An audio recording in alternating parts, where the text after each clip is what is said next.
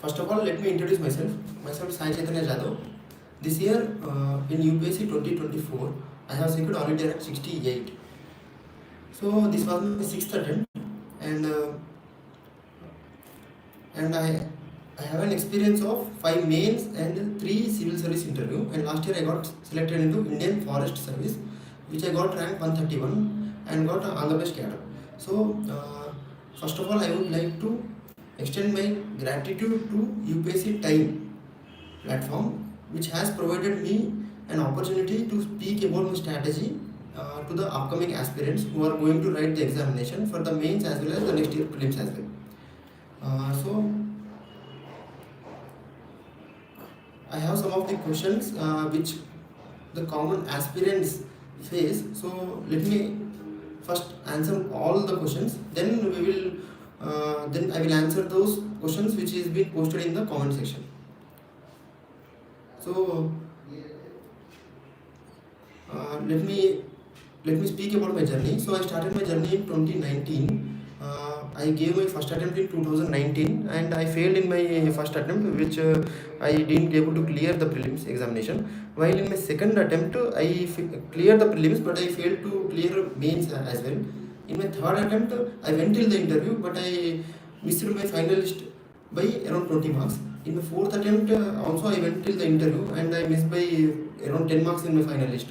In my fifth attempt I failed in the mains, while in my fifth attempt I cleared Indian Forest Service prelims as well. So I have written mains for the Indian Forest Service and I fortunately cleared Indian Forest Service. In my sixth attempt recently I secured all India rank 68. This is my UPSC journey, and my optional is anthropology.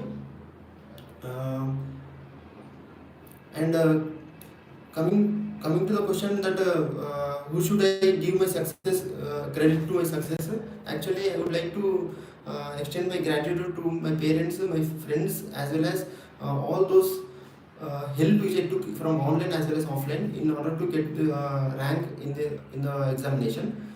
And coming to the next question, which recently in UPSC 2024 prelims 2025 prelims examination has been conducted, and many of the aspirants has written the examination. So by looking at the question paper, I feel that cutoff would be around 85 plus or minus 2. I would feel for general category. So I believe that people who are scoring above 85 can start their mains preparation, because the window for the prelims and the mains, between the prelims and mains, is very less this time. It is around 88 days. So I would feel that before the results get released, at least you need to cover anthropology paper 2, if one paper of any optional, as well as ethics, which can be done easily, I feel. And after the results get released, then you can go with the flow by covering all the remaining papers such as GS 1, 2, 3, as well as other paper optional and lesser.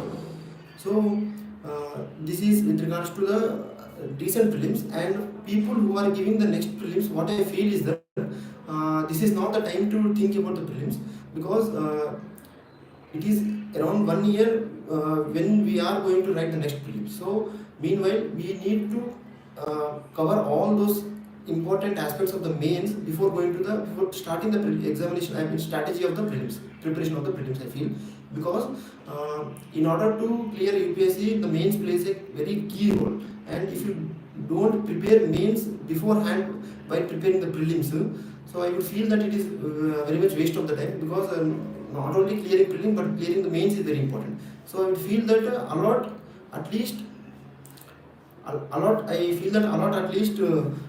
6 to 7 months for the next 6 to 7 months for the UPSC mains. Then for the 4 to 5 months you can give the prelims for the preparation for the next year, I feel. Next, I would feel that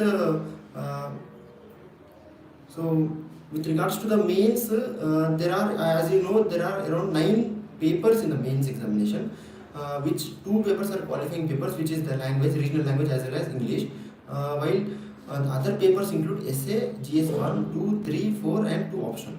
So I would feel that every paper has a different strategy and different approach and different mindset required to excel in that paper, I feel. So with regards to every paper, I feel that for example, if you take the example of GS1, many of the subjects in GS1 is covered in prelims as well. So for example, Indian history, modern history, art and culture, geography, as well as other aspects of ancient and medieval India. These are all covered in the prelims examination. So the knowledge of prelims examination can be helpful in writing the answers in GS1. So this is the strategy of GS1, what I feel. For GS2, we required some different approach in the sense that there are around 3 to 4 subjects in GS2. First is polity, second is governance, third is social justice, and fourth is international relations. So in order to excel or in order to get a good score in GS2, we require a different approach in the sense that you need to write extensively the answer writing, and we need to code all those aspects of the Lakshmikant which we study during the prelims examination, such as articles, such as judgments, so on and so forth. With regards to GS3, I would feel that there are around 5 subjects in GS3. Each subject consists of 50 marks. Economy 50 marks, agri 50 marks, science and 50 marks, environment and disaster 50 marks, internal security 50 marks. So for GS3, then I feel that in order to get a good score in GS3, I would feel that we should have a good notes before going to the examination. For example, there are some pointers in the syllabus, such as in agriculture, PDS, public distribution system, FPI, food processing industry, buffer stocks, MSP. These are the topics which is directly into the syllabus and can be directly asked into the direct final examination as well. So if you have some basic notes on every topic in the syllabus, then it can be revised easily and that can be replicated in the examination as well.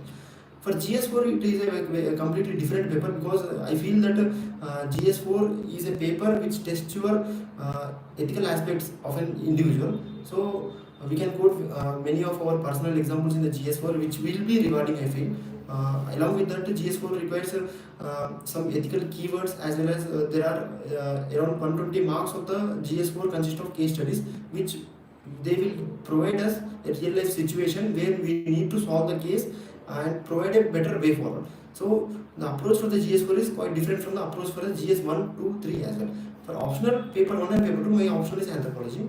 So I secured 283 this time in anthropology, 145 in paper 1 and 138 in paper 2. So I feel that anthropology is a subject which is quite famous among the aspirants. However, the marks of the anthropology is not too much rewarding since the last 3 to 4 years, what I feel. However, in order to get a good score in anthropology, we require some conceptual understanding with respect to the technical aspects of anthropology in paper 1, while in paper 2 we require more than I feel. In paper 2 we require writing more examples in tribal anthropology, as well as quoting various anthropologists in paper 2 will fetch a good score, I feel. And with regards to optional, we will talk later.